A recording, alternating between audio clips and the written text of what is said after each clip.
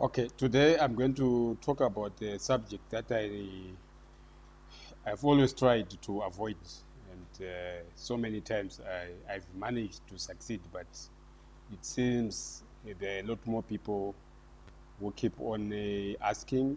They want to know my background because they also want to know exactly how what I do links to my academic uh, performance, because we are programmed in the world, especially in Africa, to to to to link what a person does in life to what the person studied at formally. And sometimes we also forget that it doesn't mean that if you didn't study something formally, it means that you have not studied it, or you don't understand it, which is completely false.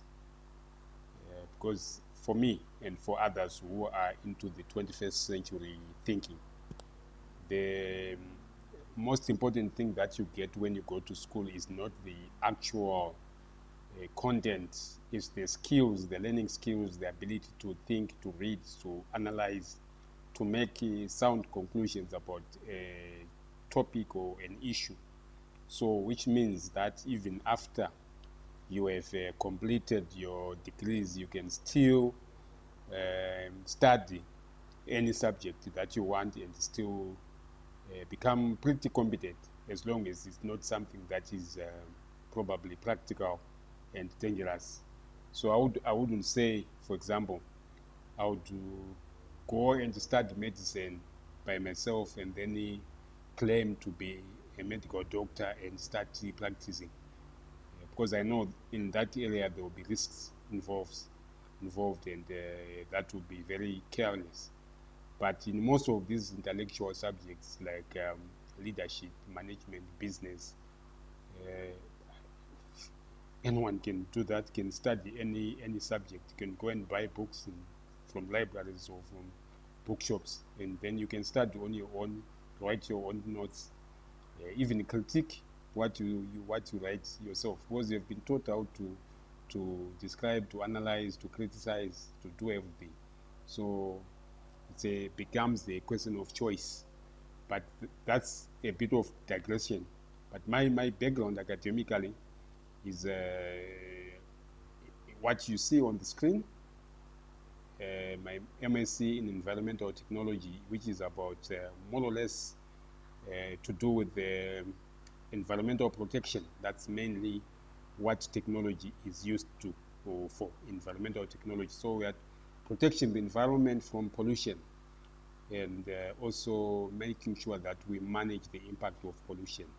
So it's like we are talking about air pollution, we're talking about water pollution, we're talking about wastewater management, we're talking about wastewater, water, potable water supplies.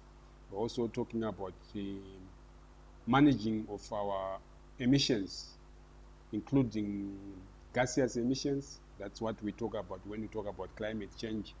We're talking about the emissions like methane.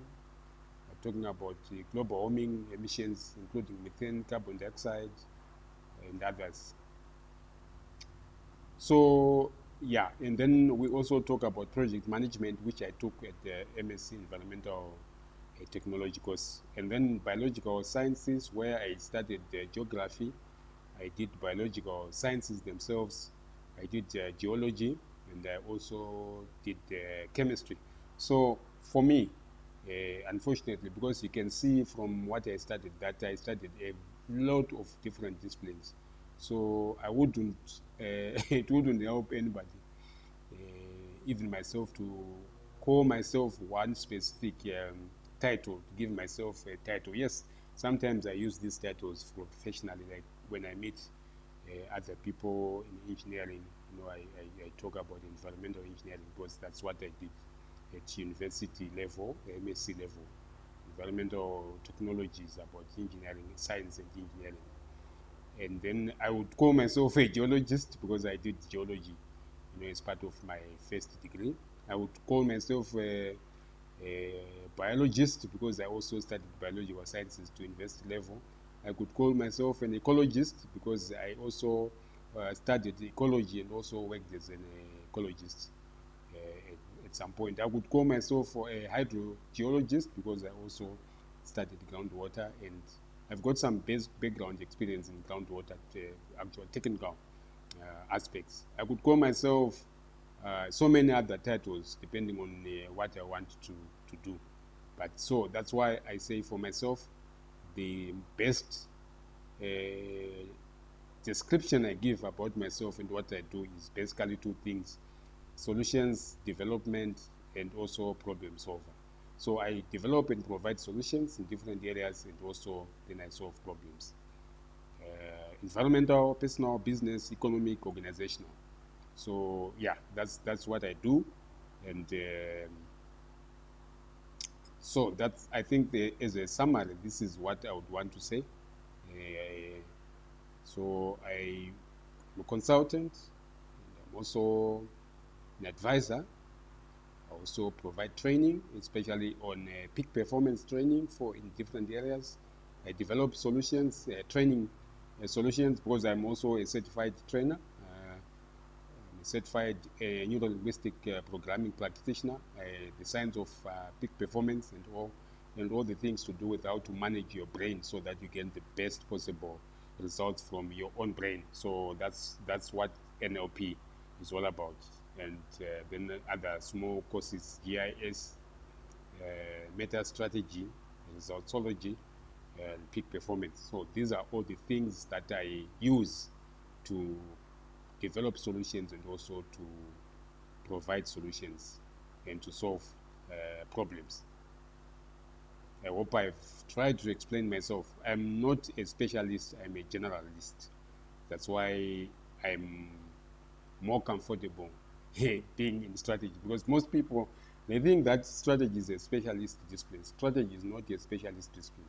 It's a generalist discipline. If you want to be good in strategy, you really need to be someone who is comfortable to be kind of jack of all trades, even if you may be master of none.